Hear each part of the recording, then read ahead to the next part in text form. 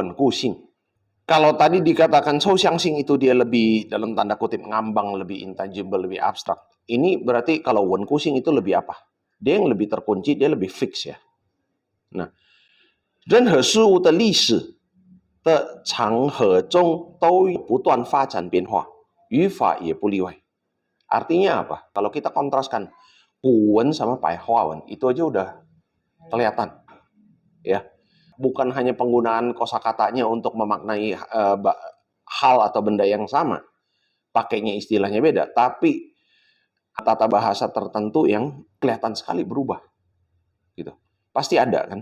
Nah, 但是语法的变化比起语音词汇，这些变化会比较缓慢，而且是缓慢的多, ya. Karena proses perubahan lafal atau kosakatanya itu sendiri bisa terjadi lebih instan biasanya, ya kan? Kayak orang sekarang, kalian bisa gitu sebutkan kapan, sejak kapan tiba-tiba kita ngomong zaman now? Bisa nggak lihat benar-benar kalau timelinenya? Iya mungkin secara data bisa ya. Oh mulai dari tahun ini, mulainya karena ada ini, terus abis itu terbiasakan dan orang kita condong latahan jadi semuanya berjamaah ngikut gitu kan? Tapi kalau tata bahasa, dia bisa instan ganti seperti itu nggak? Nggak bisa, biasanya nggak bisa. Itu butuh perjalanan proses yang jauh lebih panjang lagi. Ya. Nah, 这是因为什么呢？它是一个由各种抽象规则交织成的有紧密联系的系统。 Artinya apa? Masalahnya kalau misalnya kosakata diganti, kayak contoh tadi, kita bilang anak-anak zaman sekarang. Terus tiba-tiba muncul orang ngomongnya jadi kids zaman now. Itu kan kosakatanya instan prosesnya. Nah, dia terlibat dengan sistem yang mengikat nggak? Enggak. Tapi tata bahasa sistemik nggak sifatnya? Iya. Berarti kalau misalnya dirombak, dia semuanya akan berubah. Itu efeknya domino efek. Domino efek kayak begitu bisa instan nggak? Nggak bisa. Kalau misalnya instan terjadi, ya semuanya runtuh. Satu bangunan morfologi itu 语言的动量是什么?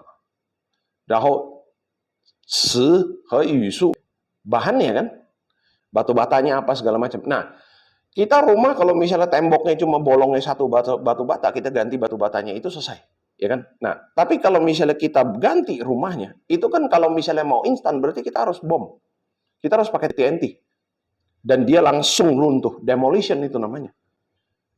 Ya kan? Kalau bahasa Inggris kita sebutnya demolition. Kalau demolition artinya apa?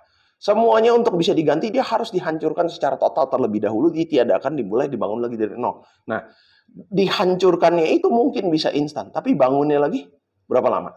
Nah, so anything that is that systemic, kalau misalnya sistemik kayak begitu, hancurnya memang bisa seketika, tapi perubahannya, 它不能就瞬间的组成新的系统。那如果废弃一条规则，就会牵一发而动全身。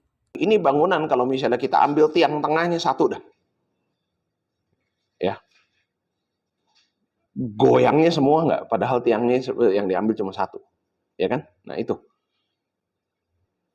整个语法系统跟着变化，这样就会使人们不习惯. Nah, ini poin. Masalahnya itu.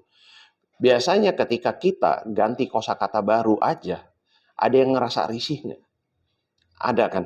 Ada sebagian kaum yang akan menolak, ya kan? Sama seperti ya saya sudah bilang berkali-kali ya, saya paling jijik dengar orang Indonesia ngomong jujurli. Itu kan? Sama. Apa yang salah dengan sejujurnya gitu? Saya termasuk kubu yang itu. Nah, tapi ini masalah nggak? Ya sudah nggak apa-apa kan, karena kosakatanya aja yang diganti ya saya bisa ganti dengan yang lain. Ini 语言很多什么近义词、同义词, ya kan? Bisa nggak di-replace kalau itunya aja? Bisa. 语法结构仍然一样. Nah, 语法nya ketika diganti, 你的不习惯的这个感觉会不会比刚才 kayak saya menolak menggunakan jujurli lebih besar nggak? Pasti lebih besar. Ini contoh sudah terjadi ya di realita ya, kalau misalnya di negara barat. Ada sekaum pemuda yang mencoba untuk mendorong mengganti tata bahasa, dia menggantikan, dia pengennya apa? kosakata noun itu dijadikan verbnya aja. Jadi mereka nggak mau ngomong can you play guitar, maunya ngomongnya can you guitar. Dan mereka mencoba menormalisasikan itu. Terjadi atau tidak? Tidak. Heboh viral sesaat doang. Kenapa? Because 90% of us pushikon. Dan kita akan ngerasanya risihnya itu jauh lebih risih ketika dia tata bahasa ketimbang dibandingkan cuma kosakatanya itu diganti. Karena kosakatanya ini diganti, kita punya pilihan, kita jangan pakai aja. Saya nggak suka sama jujurli, ya saya akan tetap menggunakan sejujurnya. Gitu, nggak masalah. Tata bahasanya berubah nggak? Enggak. Nah, itu. Jadi, 交流思想就难以进行. Nah, satu lagi adalah, ya itu, kita ambil contoh yang can you play guitar, terus diganti jadi can you guitar, misalnya gitu. Nah, ini akan mengubah pola pikir nggak? Iya. Dan pola pikir orang yang pushikon itu dia akan menjadi kesulitan dengan itu? Pasti. Sehingga apa? Komunikasi di antara dua orang yang berbahasa yang sama. Satu mengadopsi Yufa yang katanya baru ini. Ketika dia berkomunikasi dengan orang yang masih pakai Yufa yang lama, kira-kira connect nggak tuh bahasannya? Pasti dia terpentok. Ya, 交流思想难以进行. Nah, 很多语法手段和语法格式已经千百年而不变. Dan ini bisa dibuktikan ya. Kita lihat lagi tadi kontrasnya Pai Hwawen sama Kuwen. Berbeda itukah sebenarnya kalau misalnya kita benar-benar mau jujur? Ya enggak juga. Enggak juga. Karena pada dasarnya apa? Core-nya, tulangnya, skeletonnya, 它千百年而不变。就是这个道理。那 example 例如汉语把语序和虚词当作重要的语法手段，ya. 这件事情古今如此。Artinya apa? Dari zaman dulu sampai sekarang memang seperti itu. Nah, 主语谓句谓语之前，修饰语谓句中心语之前，也是古今如此. Artinya dari dulu memang seperti itu. Udah dari sananya kalau kata kita, ya kan? 语法虽然有变化，但是很缓慢. Nah, ini sama poin yang seperti tadi. Ada nggak perubahan? Akan ada. Total hui. Dan biasanya dia perubahannya yang seperti apa? Mungkin yang lebih ngalir ya. Dan perubahannya itu untuk apa? Demi efisiensi.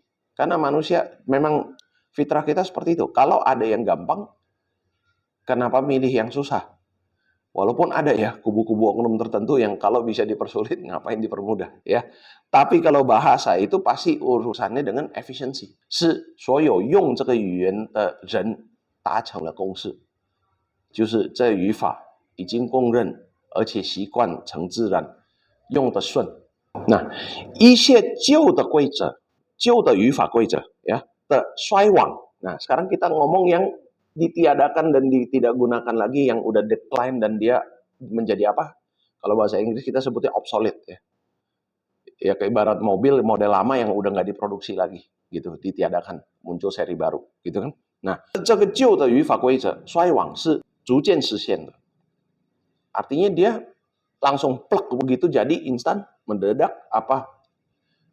Pelan-pelan bertahap terkikis. Pasti pelan-pelan bertahap terkikis. OK， 那有什么例子？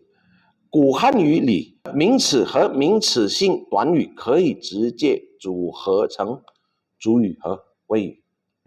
那后来逐渐变成什么呢？中间加是，哪个是？是不是的那个是？那语法的稳定性、稳固性，并不限制语法的演变。Jadi walaupun dia fix, dia nggak kunci mati ya. 新的语法规则总会逐渐产生出来dan akan bisa, itu akan bisa. Dan kita udah ngelihat ini banyak sekali fenomena seperti ini ya. Di antaranya apa? Nih kan Wanglu Yuan. Bahasa online yang digunakan itu dia perbedaannya itu sebenarnya sejauh apa? Dasarnya sebenarnya masih sama. Maka kalau kita paham dasarnya, kita akan tahu kenapa dia istilahnya menjadi seperti itu. Gitu, ya kan?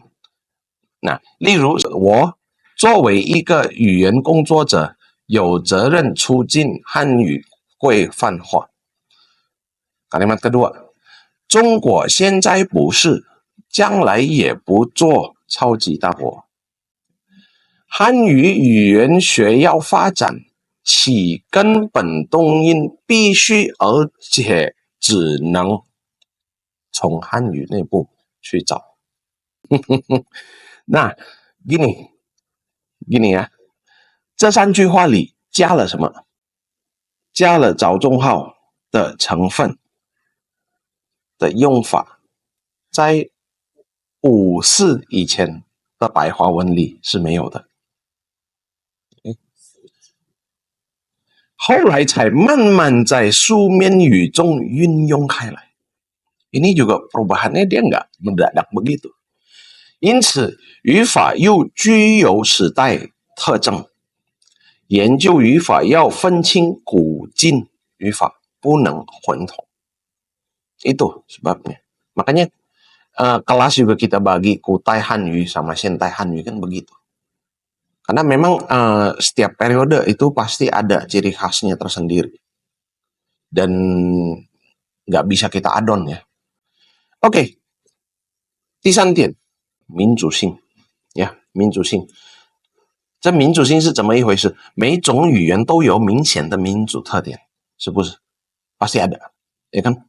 Nah, 不仅表现在语音和词汇上，同时也表现在语法上。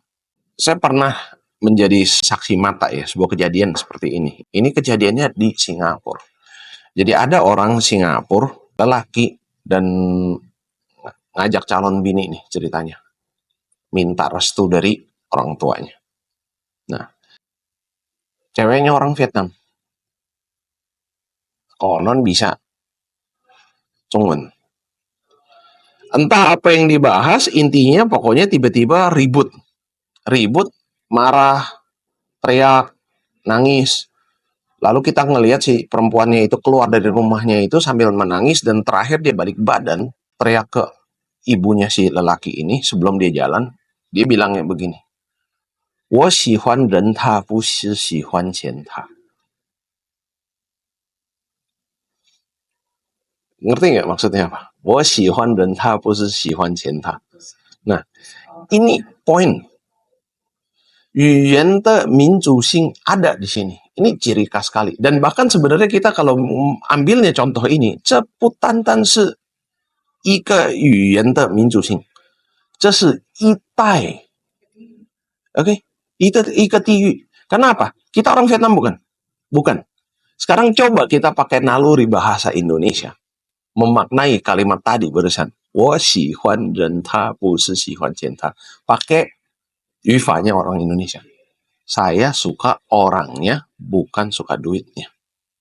Masuk di bahasa Indonesia. Masuk. Contoh kedua. Ini kejadiannya di Bangkok. Ya. Saya minta nomor kontak seseorang karena memang lagi ada perlu. Nah, si orang ini yang mempunyai nomor kontak si Fulana ini, dia mengatakan apa? Sorry, I no have number she. Ya, sorry, I no have number she. Katanya gitu. Sekarang kita pakai tata bahasa Indonesia, kita tampol ke situ. Maaf, saya tidak punya nomor dia. Masuk nggak? Masuk.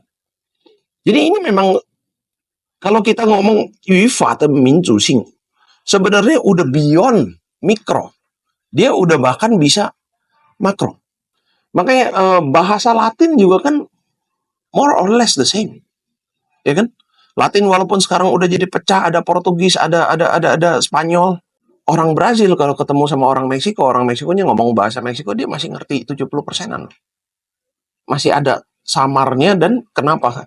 Mungkin 语法nya有没有变化？随着时间的发展有变化，可是基本规律依然在，dia masih bisa paham. 不同的语言的语法有同有异。Nah ini poin ya, ada kesamaan, ada perbedaan. 中文和印尼语，如果真的要去分析的话，这个很明显，ya kan? Pernah juga satu kejadian di Singapura. Ini Ai jualan Jivan. Ya.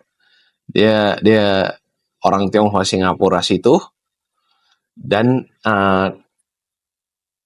jualan chicken rice Saya lagi bawa sepupu saya waktu itu masih kecil, masih TK, dia mau beli tuh nasi Hainan.